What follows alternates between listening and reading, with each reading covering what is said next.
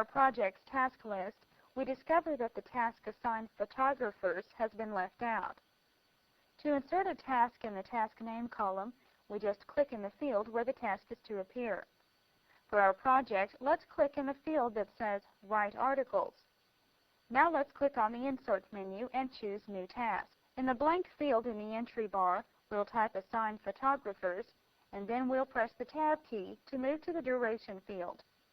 In the Duration field, we'll type 30M and press Enter. The task Write Articles automatically moves down one cell.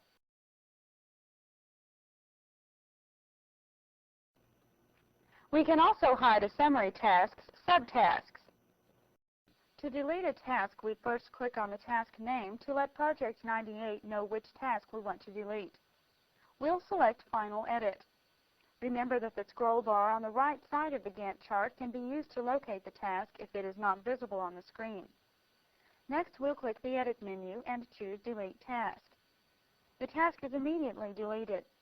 If we accidentally delete a task, we can undo the deletion by clicking the Undo button on the toolbar.